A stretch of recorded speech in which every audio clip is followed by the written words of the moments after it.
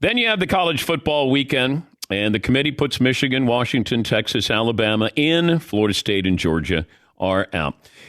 Let's go back to Friday. Watching the Pac-12 title game. Washington looks wonderful. Oregon's coming back. Then Washington answers with a couple of late drives, and they stay undefeated.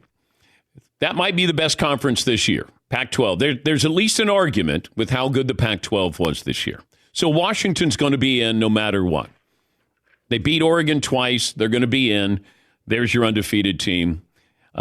Texas, Saturday afternoon, standalone game. You're favored by at least 2 touchdowns against Oklahoma State. You need to put up some big numbers, and they did. They looked unbelievable. And as a source said to me, they might be the fastest team in America.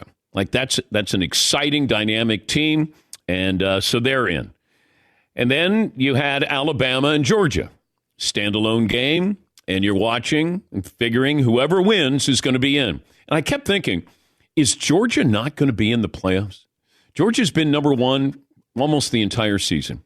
They had won 29 games, back-to-back champs, and they lose on a neutral site by 3 with 2 of their best receivers banged up in that game, McConkey and Bowers. And they're not going to be in the playoffs.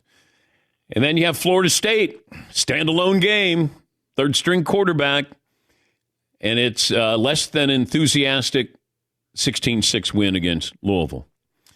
And I could see it, you had Florida State trying to generate some offense. Because if you put up some style points, let's say you put up 24, 28 points, you might be in the playoffs. Because it comes back to what I've said to you many, many times the last couple of years. This is a TV show.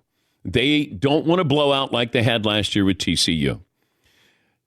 Right? You got to get style points. Texas got style points. Right in front of us. We saw it like, wow, they are. And they beat Alabama earlier this year. Florida State, you have a legitimate beef. But you're not one of the top 4 teams in America. Right now, if Vegas gave you odds, Florida State would be an underdog to everybody. They'd be an underdog probably to Ohio State. They'd be an underdog to a few teams that didn't even make it into the playoffs. You don't have your quarterback. He's a wonderful quarterback. If you had somebody like Jameis Winston, then there'd be a must-see. I mean, it's sort of like you tune in to watch Friends and Jennifer Aniston isn't there. You're like, okay, it's not the same. I got Ross. I don't have Rachel. Well, Florida State doesn't have their quarterback. Alabama is a draw. Nick Saban, commercials, success, him in the playoffs. Harbaugh, I don't think Michigan's a great team. I mean, they beat an overrated Penn State team. They, held on to beat Ohio State. If you look at the teams they play in the Big Ten, those teams are terrible. I mean, they're terrible. Now, they did win. I don't know how good Michigan is. It wasn't pretty against Iowa. I mean, you did win. Iowa's not good. Good defense. Maybe a good punter. But that's about it. So you're trying to handicap this, and then, who gets in, and then the seeding.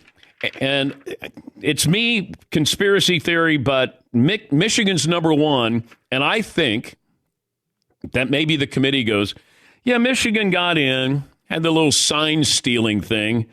How about we put Alabama there at number 4? Just a conspiracy theory on my part. No inside information on that. But the committee wants to put together a great weekend, a great matchup with both of these games. And that's what you have. Michigan and Alabama is wonderful. Texas and Washington, offensive firepower, that's spectacular. Like, it'll be fun. Florida State would not have been a draw. They're not interesting. Really good defensive front. Played great against Louisville. By the way, Louisville, come on. What are you doing? You want to step up? Step up. You had your opportunity there. But Florida State, outside looking in, and now it's Florida State against Georgia. Georgia would be favored against everybody. Probably.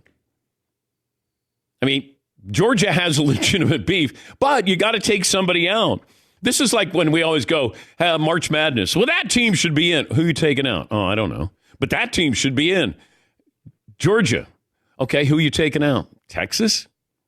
I can't do that to Texas. I mean, it was just the bad timing award goes to Alabama or goes to Georgia. And then here's Florida State. You're not getting respect because you're in the ACC. You've been trying to get out of the ACC. I mean, this is now I know next year it'll be different because then you'd be in the playoffs. And then the debate, the controversy is going to be about seeding. Who's going to get a first round bye, home field advantage? I mean, that's really what the big issue is going to be. But it does change next year when we have 12 teams. By the way, there was something that came out over the weekend with Greg Sankey, the SEC commissioner, and he brought to light what I told you a while ago, and that was that the playoff committee was trying to do a 12-team playoff in 2023. Trying to. They wanted to do it before 2025. You had TV contracts, and the meetings that went on, they were creating this bowl alliance. While all these schools are jumping different conferences, their bowl alliance, they were trying to do a 12-team playoff. Now, initially, I misspoke and said it was going to be 2022. And then we went to a commercial break. My source said it's 2023. And then I corrected that they were trying to do that. And I heard from the college football world that, I was wrong.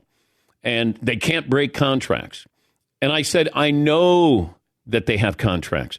My friend John Skipper, who was my boss at ESPN, helped negotiate those contracts. So I was aware of the contracts, but they did try to do this because the money that was involved. We get caught up in pomp and circumstance and the pageantry of the bowl games.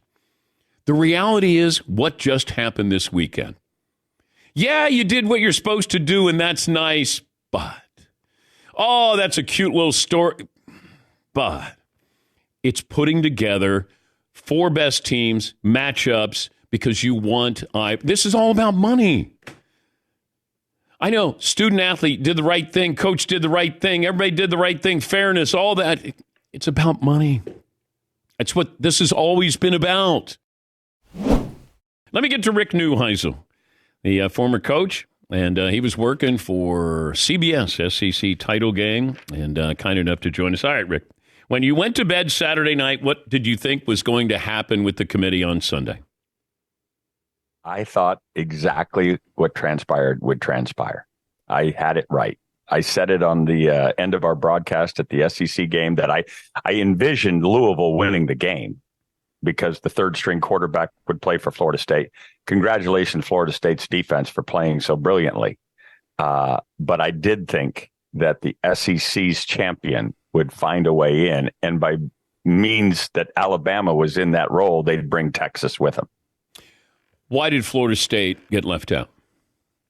First of all, it's crushing for all of us who coach, knowing what Mike Norvell's going through. I saw his face as he got the news on that screen, and it was, devastating. Can only imagine, because what else do you do other than win all your games? But there's the SEC and the Big Ten. I think Washington, Dan, should be the number 1 team. Washington's in the better conference this year. The Pac-12 is a better conference. They beat Oregon twice. Michigan has the Ohio State victory, who's already jettisoned their quarterback. Michigan's victories, Iowa was 133rd in offense. Michigan State was 128 in offense. Minnesota was 125th. Rutgers was 123rd. Nebraska was 118. Indiana was 101st. East Carolina was 130th, and Bowling Green was 105th. That's their schedule. And they had 1.9 yards per carry against Iowa, less than 5 yards an attempt against Iowa. Washington should be 1. And so here's my point. My point is the Big Ten and the SEC are always going to get in because they move the needle television wise. It's nothing that's discussed in the meeting room. I don't think anybody sits there. Well, these two are in, but they're in. They have to be in because they can take their ball and go home. I was with Larry Scott when the college football playoff was discussed. And it was adamant amongst many of the commissioners that the 4 teams had to all be conference champions. Yeah. Mike Slive said no. And he was going to say, I'm not in if we don't do it this way. And he wielded that kind of bat. And I don't say it because he's bad. He had that kind of influence and he was taking care of his conference. So Michigan, as the Big Ten champ, has to be where they are. And Alabama, as the SEC champ, has to be in. And by virtue of Texas's victory over Alabama, they're in as well. I would tell you, if Georgia would have won that game, it would have been Texas out. Florida State would have been in. I truly believe that. Okay. Does Georgia have a gripe of not being in the Final Four? Sure. But there's just no room at the end this time. I mean, they can't get in over Alabama, and they can't get in because Texas beat Alabama. There was no room. Yeah. This is just one of those weird years where we've got so many really, really talented teams at the top.